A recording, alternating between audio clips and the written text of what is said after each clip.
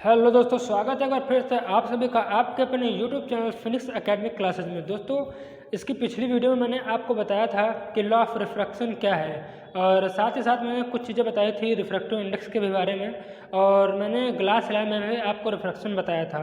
और आज की इस वीडियो में मैं आपको बताने वाला हूँ कि ऑप्टिकल डेंसिटी क्या है। लेकिन ऑप्टिकल डेंसिटी का टॉपिक अच्छे से समझने के लिए आपको सबसे पहले ये जानना है कि रिफ्रैक्टिव इंडेक्स क्या है, यानी कि आपको कुछ मीडियम्स की रिफ्रैक्टिव इंडेक्स की वैल्यू आपको याद करनी है।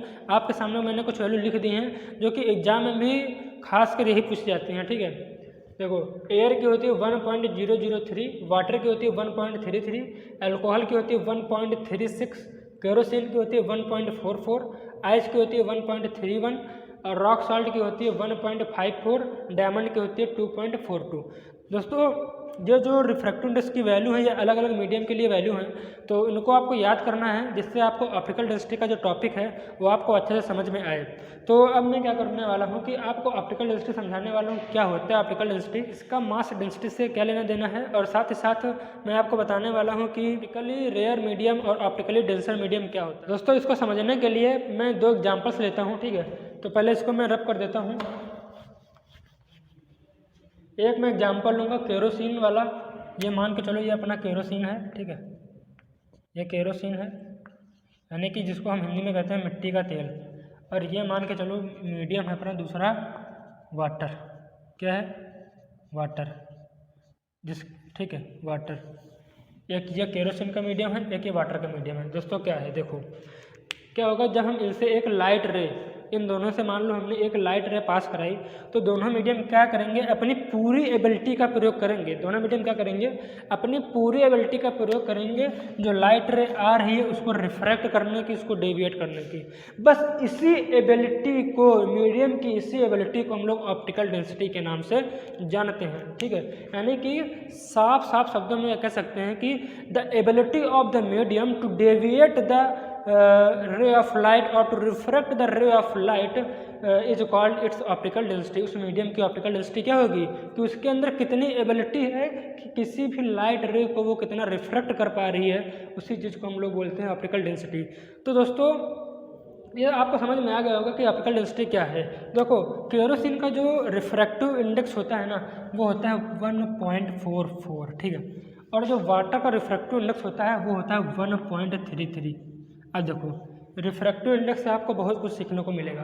अब देखो, जिसका एक बात याद रखना, जिसका रिफ्रैक्टिव इंडेक्स ज़्यादा होगा वो मीडियम उस मीडियम की जो ऑप्टिकल डेंसिटी होगी वो भी हाई होगी, और जिस मीडियम का रिफ्रैक्टिव इंडेक्स कम होगा उसकी ऑप्टिकल डेंसिटी भी क्या होगी, कम होगी। यानी कि यहाँ पर केरोसिन मीडियम का जो रिफ्रैक्टिव इंडेक्स है वो ज़्यादा है ऑन कंपेयरिंग विद वाटर, तो इसकी जो ऑप्टिकल डेंसिटी है वो क्या होगी, ज़्यादा होगी।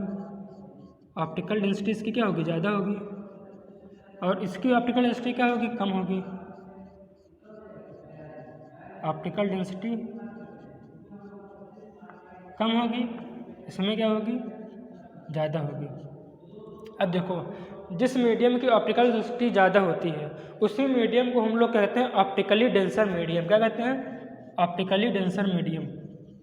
Optically denser medium. और जिस मीडियम की रिफ्रैक्टिव इंडेक्स कम होता है यानी कि उसकी ऑप्टिकल डेंसिटी भी कम होगी, और इसी को हम लोग कहेंगे optically rare medium. Optically rare medium. अब देखो, अब कुछ बच्चों को समझ में नहीं आ रहा होगा कि ऑप्टिकली ये क्या है, तो कुछ आपको याद नहीं करना है। जो रेयर मीडियम होता है उसे हम लोग ऑप्टिकली रेयर मीडियम कहते हैं, जो डेंसर मीडियम होता है उसे हम लोग ऑप्टिकली डेंसर मीडियम कहते हैं। ठीक है, इतनी चीज़ समझ में आ गई। अब देखो, हम लोग बात करेंगे मास डेंसिटी के बारे में। देखो, जिसकी ऑप्टिकल डेंसिटी ज़्यादा होगी उसकी मास डेंसिटी क्या होगी, कम होगी। मास डेंसिटी कम होगी, और जिसकी ऑप्टिकल डेंसिटी कम होगी उसका मास उसकी मास डेंसिटी क्या होगी, ज़्यादा होगी, तो उसकी मास डेंसिटी क्या होगी, ज़्यादा होगी। ठीक है, ये आपको समझ में आ गया होगा।